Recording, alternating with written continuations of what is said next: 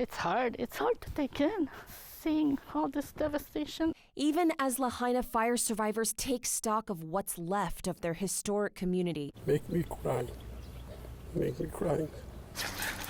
Officials are trying to identify the bodies of those lost, but it is a mystery at the moment how many are still missing. Right now, they're investigating about 100 missing person reports. I'm like, oh, okay, today's going to be a good day. I'm not going to cry. You hug the first person, and that's all you want to do is cry. Kalaya Asuela says her Lahaina home is still standing, but has no idea what condition it's in. She's with her family in temporary housing, not living, she says, just existing. I don't want to be angry and I don't want to be upset, but nothing's moving. The number of dead stands at 115, a number that hasn't moved in 10 days. Active search and rescue is over, as federal agencies are now working to remove hazardous materials and debris to make it safe for families to return to their neighborhoods. Most Lahaina students have to either enroll at other schools on the island or take virtual classes at least until mid-October.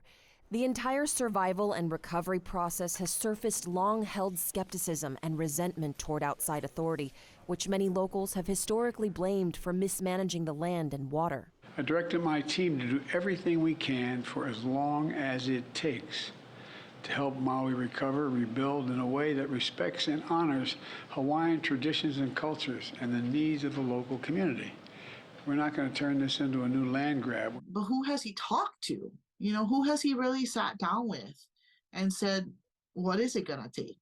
Asuela questions whether this tragedy could have been prevented. Residents in the county of Maui are suing Hawaiian Electric, accusing the utility of not properly maintaining power lines that remained energized leading up to August 8th. The company says a downed power line in Lahaina seems to have sparked flames that morning, but says the cause of a fire that afternoon is still unknown. And while sirens have not previously been used for wildfires on Maui, new protocols will soon be shared. As we go forward, we need to educate the public on what do they need to do when a siren sounds. And that includes our visitor population that will be unfamiliar as well. Visitors who are currently avoiding Maui. The Hawaii Tourism Authority says they're losing $9 million each day, with a steep drop in daily passenger arrivals to the island. Local businesses are laying off employees. We've had people cancel their reservations all the way through December of this year. Air Maui has laid off 7 dispatchers. Its 7 pilots used to fly more than 24 trips a day. Now they take turns making 1 or 2 flights a day. While island residents want tourists to stay away from burned areas, they need people to come visit the rest of Maui. Most people who live on Maui have 2 jobs to sustain themselves, so they're not going to be able to survive and pay their bills and their home mortgages on unemployment insurance. It just won't cut it.